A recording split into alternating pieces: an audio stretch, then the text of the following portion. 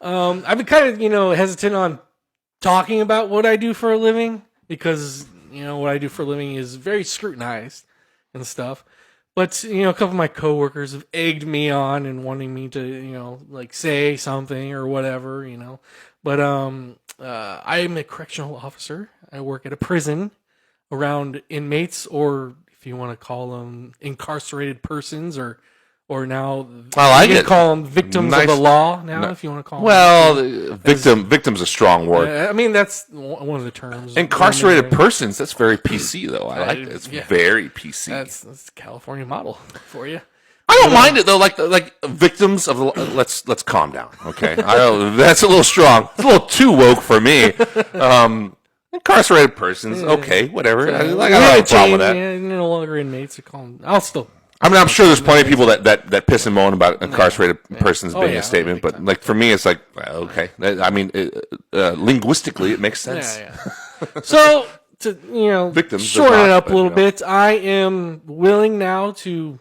If you got any questions, if you got a question for me about being a correctional officer, you guys can fire away in the comments or just ask me anything. I don't know everything. I've been doing it for about 9 years now, and like.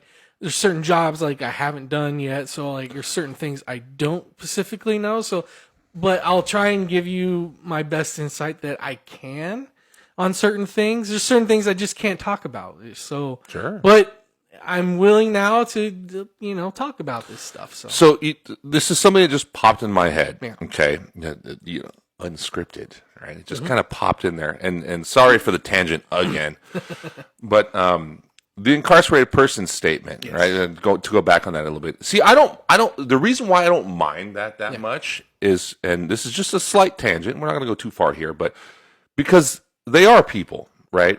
They are. We tend to view them very, in very much like an object style fashion, like we would view. I don't know, like.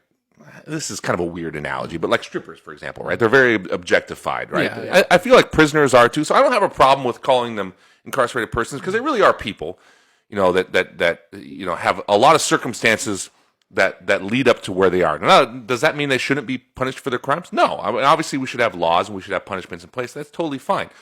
But one of the things that kind of was really inspirational to me, you got a book right here. Mm-hmm. So. The Metallica songbook, right? So one of the things that was really inspirational to me was remember when Metallica, to promote Saint Anger, their most beloved album? Yeah, went to was it Folsom? San Quentin. San Quentin. Yeah. And I remember James Hetfield.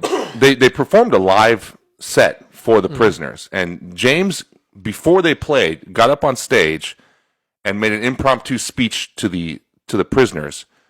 And it was very powerful and just very human, and he said a lot of things that just kind of made sense, as James often does, not only as just when he speaks, but also just in his songwriting and lyricism. And one of the things he said a lot of things, but one thing that really stood out is that he talks about music and how music really saved his life in a lot of ways. And he said, if it wasn't for music, I might be in here with a lot of you.